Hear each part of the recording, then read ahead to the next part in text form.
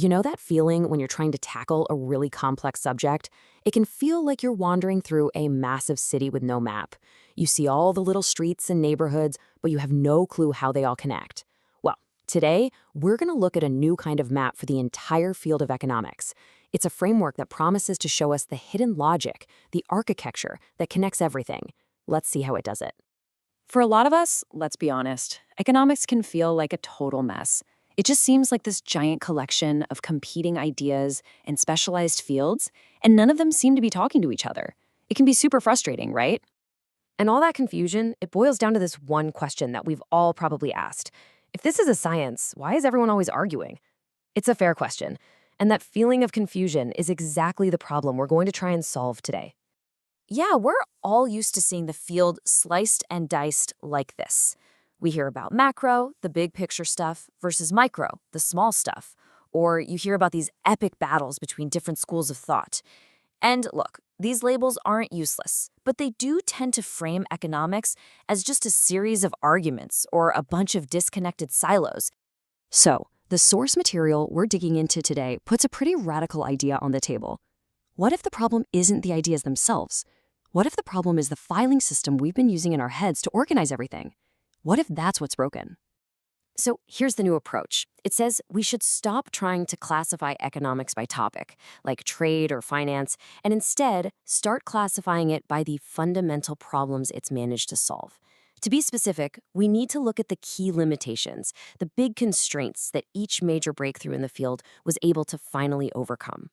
And that brings us to this really core concept, the analytical rupture. Now, a rupture isn't just, a cool new idea. It's a true breakthrough. It's a moment that fundamentally changes the rules of the game. It allows us to ask and actually answer questions that were totally out of reach before. Okay, so what makes something a game-changing rupture? Well, it's got to pass a three-part test. First, it has to directly attack and change a core limitation, some old assumption that was holding everybody back. Second, by doing that, it has to blow open the doors and expand the entire scope of what economists can even study. And third, it has to be a seed that grows into whole new branches of research. It has to open up new territory. So when we start looking at economics this way, the whole story changes. It stops looking like a battlefield of warring ideas and starts looking more like, an evolutionary story. It becomes a building process where each new rupture stacks on top of the last one, adding a whole new layer of what we're able to analyze. The first massive rupture was actually pretty simple, but it was absolutely profound. It was the move from just describing things in words, philosophically, to using a unified mathematical structure. This step was crucial because it meant that for the first time, economic ideas could be expressed with real precision and consistency. It laid the foundation for, everything else. All right, so once you have a formal language, the next huge challenge was this. How do millions of separate people, all making their own decentralized decisions, somehow create a coherent outcome? The breakthrough here was the concept of equilibrium. It's the mechanism that connects all our individual choices to predictable, system-wide results. It's kind of the secret sauce. Now, that simple equilibrium model works up to a point, but then you realize, wait a minute, people don't just react to prices. They think ahead, they anticipate and react to what other people are probably going to do. And that interdependence, that's a whole new constraint. And boom, this is the next rupture. This is where we bring in strategic interaction, mostly through game theory. This was a massive leap because it finally allowed economists to model what happens when everybody in the system is trying to outguess everybody else. But of course, the plot thickens. What happens when the players in the game don't all have the same information? When one person knows something crucial that the other person doesn't. This is what economists call asymmetric information, and it is a huge barrier to getting things to work efficiently. And that problem led to the next rupture, building models that don't just assume everyone is being totally honest and open.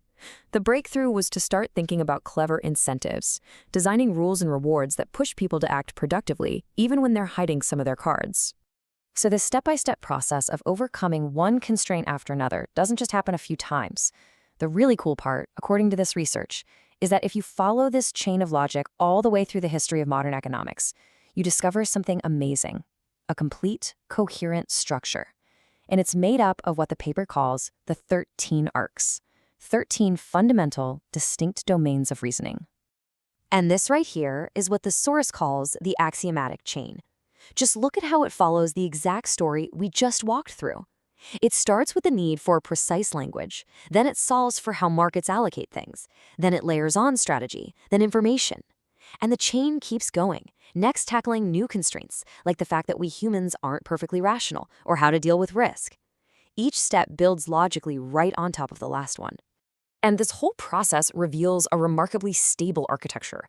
It suggests that modern economics isn't some random grab bag of theories. Instead, it can be organized into 13 core, irreducible ways of thinking. The paper calls these arcs, and you can think of each one as a unique tool set designed to answer a specific type of question that was literally impossible to answer before that arc was developed. And these arcs cover the whole spectrum of economic thought. For instance, Arc 6 helps us understand risk, prices, and even financial panics. Arc 8 is super relevant today. It gives us the tools to figure out real cause and effect in a world flooded with data.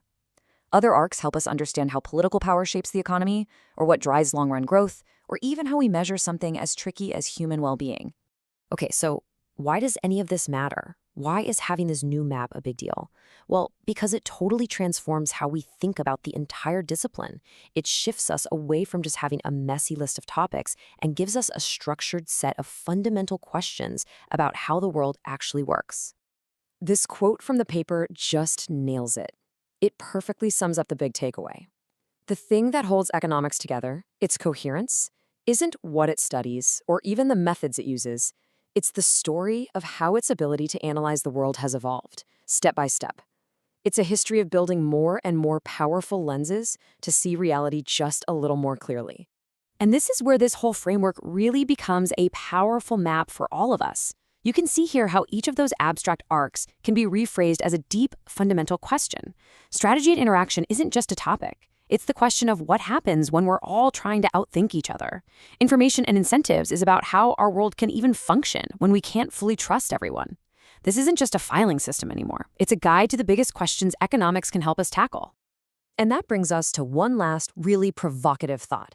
If the story of economics is this cumulative journey of overcoming constraints to answer new kinds of questions, well, that story isn't over. This framework kind of invites us to look at the world around us and ask, what's the next great constraint that's holding us back?